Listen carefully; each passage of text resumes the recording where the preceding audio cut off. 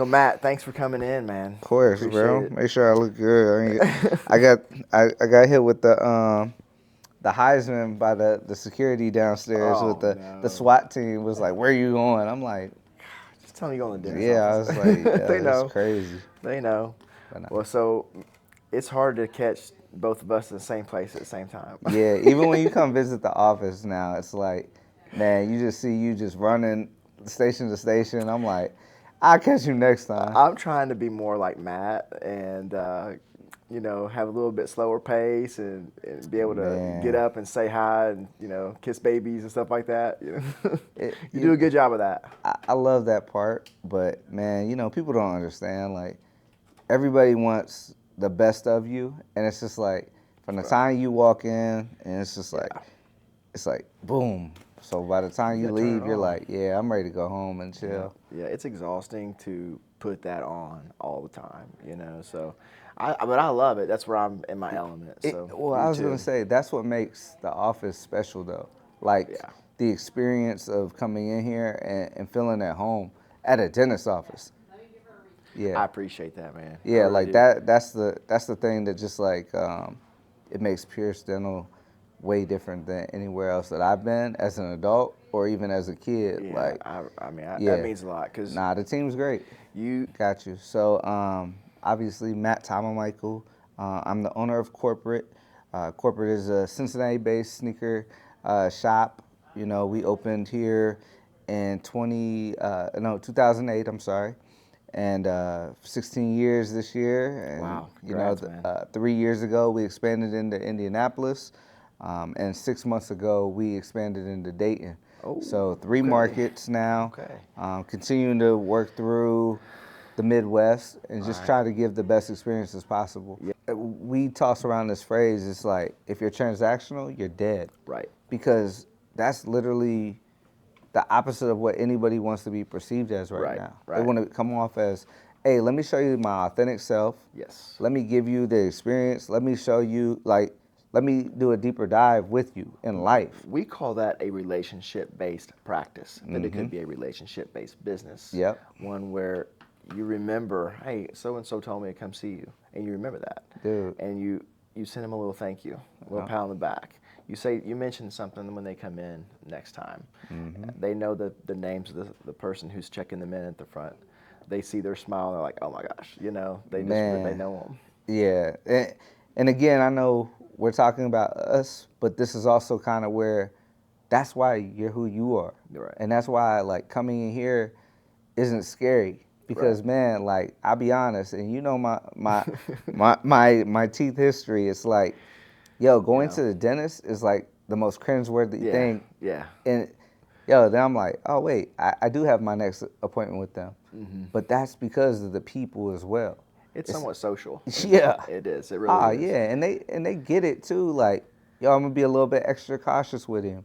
I'm Yeah. gonna talk him through the process. I'm gonna explain what's happening, and that's what you get with you guys, and that's Yeah. where, you know, you don't get that at the dentist's office. So what you've done is you've been able to remove yourself as the bottleneck. Yeah. Because when you do that, then you can have Indy just take off without you just letting them be who they are. Yeah, I right? love just sitting in there and just watching the guys do their thing. Yeah. Like I don't have to say Yeah. anything. Yeah. Like I don't have to get in the Working way. on your business is Yeah. different than working in your business. Yes. So you get the opportunity because you've extracted yourself from the daily, opening up, that type of thing. Yeah. And now you're able to work on your processes more, on your systems, Getting better. improving your people, right? Improving the people. That is where I am right now, right in the middle of that. And I can't seem to extract myself away from the business as much as I want to because I love it. Okay. I absolutely love it. You can love it, but you also have to understand you love the people that you brought around you. Yeah. And that also opens up trust. Like, think about it. I mean, come on, man. Nobody can sell a shoe better than me. Like, nobody. I don't care who it is. Yeah. And I have to remember that I don't have to run in and save anything Yeah. because this is somebody that I hired. Like, I handpicked them. I thought that they were a good candidate to be, a flag bearer for this corporate thing. It's the same thing with you. Like, you don't have to run in there. because you have trust, you have respect, and you also love the people that you work with.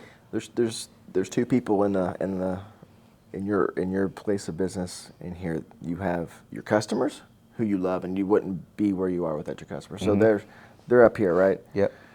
But the relationship that you have with your team it supersedes that. My family, Right. not even just my team, but like, you know, we openly are family. You know, we have difficult conversations, and sometimes we don't always see eye to eye. Yeah. But when you can take them past just being your team and they become your family, they know why they come to work every day. I love that you said that, because I have heard from someone who told me that your success is directly related to the amount of difficult conversations you're willing to have. Man, I believe that. And I'm trying to think of them differently now. I'm thinking that as an opportunity for growth. Yeah. Because every time you get through one of those, there's something better on the other side of that. Yeah. It's just not easy. Nobody wants to do that. It's uncomfortable. You know? It's like sports, right? When you're the player that then becomes the coach, you remember the way that a coach made you feel, right? Like you remember, like, man, they might have told you, like, get your ass back on the line or whatever, like, get back, hustle harder. But you realize, like, as an adult, they only said that because they believed in you. Exactly. Like, they wanted to see you go to another level. Right. And that's the same thing that You wouldn't be pushing somebody if you didn't expect that they could do better. if I didn't know that they could do better. Like, I wouldn't never throw somebody to the wolves and be like, well, I threw you to the wolves because I didn't think you were going to make it. No, I threw you to the wolves because I know you're going to prevail. Yep. Like, the coach is always on the person the hardest, who he trusts the most. I see potential. Right. If I see potential in you, I know what I can get out of you. It's funny how, don't you think athletics and entrepreneurship are like this? Oh, of course. What do you what is that? Because I mean, you talk about some of these concepts here, but I see it like the athletes, they're their entrepreneur, they're their own brand. Why do you think that most athletes end up that way? Because they've been it their whole life without recognizing it. Yep. And somebody at some point says, hey, you should think about this. Then what happens? Your playing days are over and you're thinking like, well, I still am a brand, I'm a business, and I can handle situations that are tough. Yeah, and you got work ethic. You've been there. You've been challenged. You know? I mean, anything. I mean, that's why people go from basketball to golf, I think, because it's a new challenge. It's not easy. Yeah. Like, you know, and that's where I think if you're some type of athlete as a kid, that just stays with you as an adult. No, it's just like that's how you grow up. It's how you learn how to conquer things. Work hard. That confidence that you drew from, making it into the rotation or making the starting position.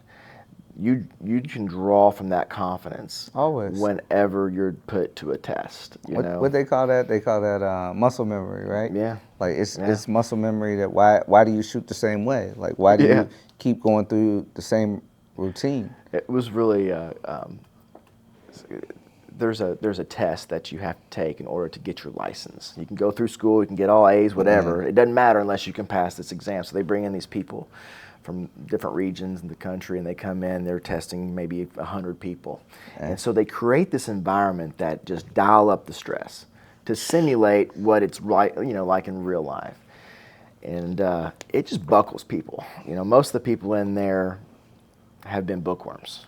They've never been under the gun. Dang. So when people are like, oh man, are you stressed about this? I'm like, stressed about doing a filling? Like what? Like if you can get up on the first tee with 100 people watching you and actually make contact and not look like a fool, I can do anything. Yeah. Like that kind of pressure it doesn't bother me. It never has. I think that's why I love like my upbringings, because it wasn't so driven off of a book and performance that way. Yeah. But it's like, how are you going to treat people? Because that's what's ultimately made me successful. For sure. I mean, you have one customer, and I mean, I remember when we only had a handful of customers. I'm talking about like the same people who kept coming in. Yeah. I just knew just to treat them great. Yeah, it says they're going to tell somebody. Yeah. And then when over you have that years, repeat customer, you're doing something right.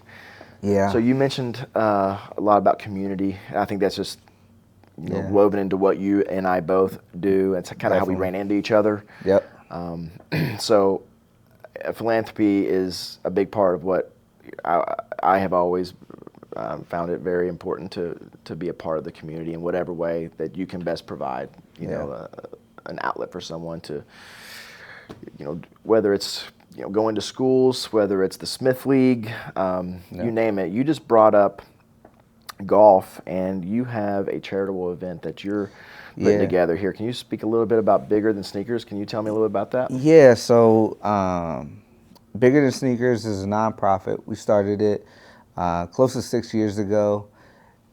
We were, the co-founder, Tammy Scott, and I, we were looking at how do we get kids experiences that, again, aren't traditional.